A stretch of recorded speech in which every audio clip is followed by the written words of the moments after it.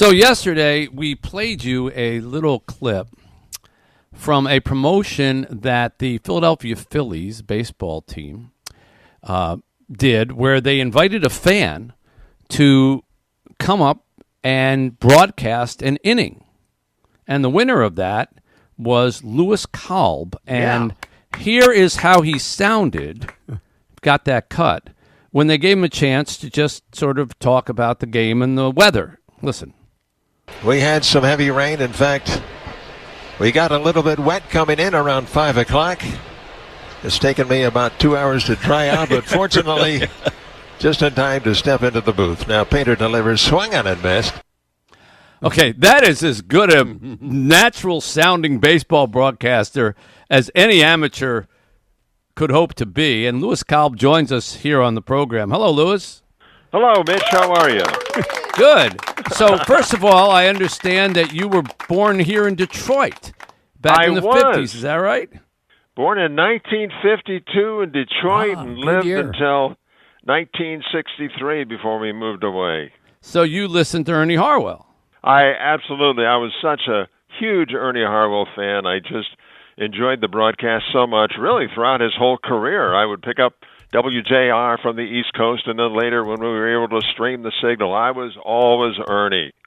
Wow. Well, you just tell me you have worked as a professional broadcaster before, because there's no way somebody can do what you did that well and not have been doing it somewhere previously. Well, to be honest with you, Mitch, I was in broadcasting for a time. I wasn't doing play-by-play. I was a sports reporter. I worked at a couple of stations, but I always wanted to get into the booth as a play-by-play guy. That never happened, but I have, yes, had a background in broadcasting. But not in the play-by-play area. So that part you just know from what? Listening to games?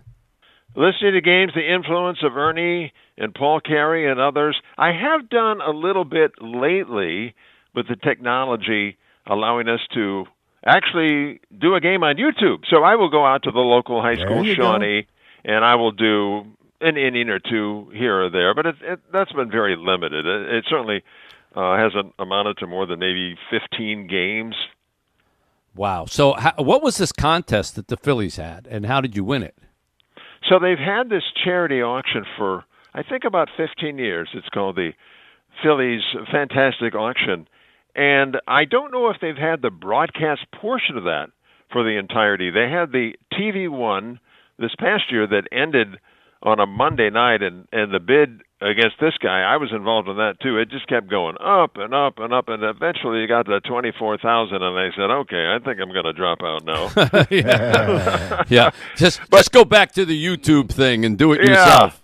Yeah, but then they were smart. They split it up. So they did the radio the next night.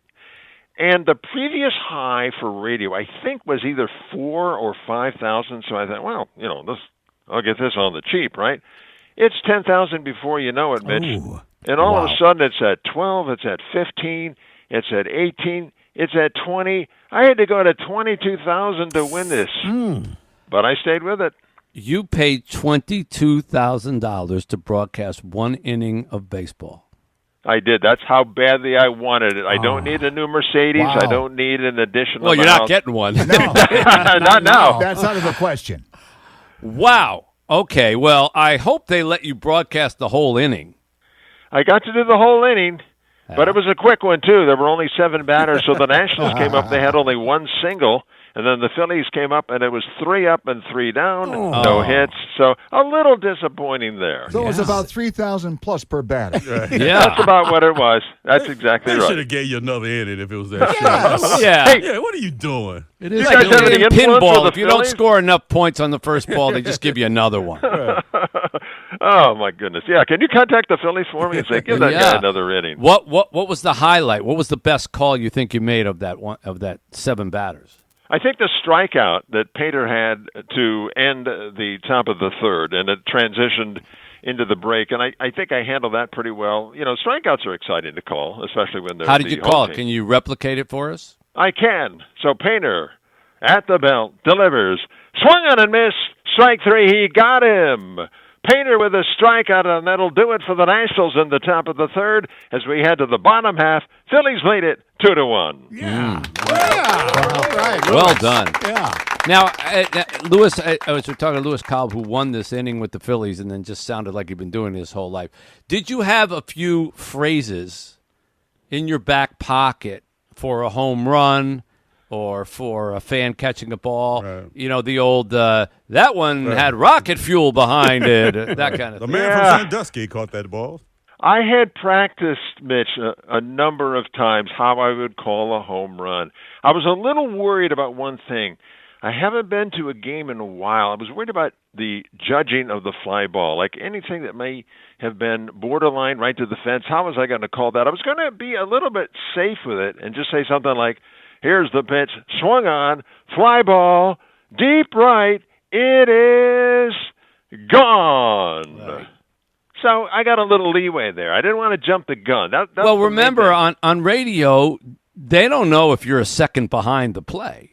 That's true. So, I mean, that was the great thing that Ernie Harwell learned and talked to me about, told me many times over. You can fudge it a little bit because it's not like the audience is seeing if the ball goes out. So you say long fly ball, deep to left, going back, and you wait and see if the guy, make such and such makes a leap for it.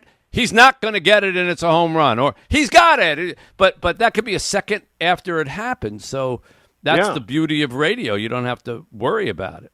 And Ernie was the best with all of his remarkable traits.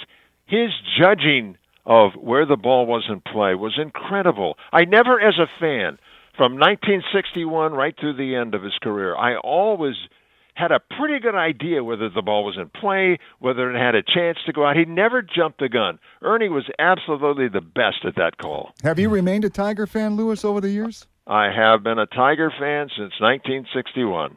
All right. How much would you pay to do an inning of the Tigers game? Probably double that. Oh, wow. Don't say that too loud. Yeah, don't say that. Yeah, the Tigers are December the 11th, looking to Mitch. buy some more players, So December The the Tigers, 11th, the Mitch. Tigers office staff falling all over themselves right now. If they're, Yeah. listening, if they're listening, they should come and let you do an inning. Yes. Oh, that Yes. would that be a dream scenario come true? The Tigers, if you're And we listening got out a there, deal do from something. Lewis. Right, Yeah. you sold all your best players. So you might as well do something Lewis, for the some fans. advice. Some advice. Get back Yeah. on the radio. You're good. Oh, You really thank you. are. I appreciate Come that. on, Tigers. I know you're listening on the way home. Yeah. Now they're all Dan in the car. Dickerson would welcome them. Yes. In a heartbeat. Yeah. Oh, how great would that be? 44,000. Chris Ilitch would welcome him. Even Stubble when he comes back. Yeah. Oh, how great would that be to sit in with Dan Dickerson for an inning? Oh, my Oh, goodness. he's a It gem. can be arranged. Yeah. Well, we'll play this for him and see what he says. In the meanwhile, congratulations on a fine debut. Yes. Wow. I'm assuming you heard good things afterwards. Did you got? It's Good been feedback? incredible. Mitch, really, for like 5, 6, 7 days, everywhere in the country, all the media outlets, all the comments that you read under a YouTube clip, whatever. I've been blown away by it. I could never in my wildest imagination have anticipated the response that this has generated.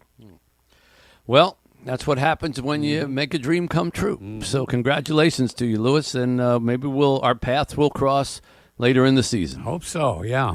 I hope so. Thank you so much, Mitch. You're more than welcome. It's 760 WJR.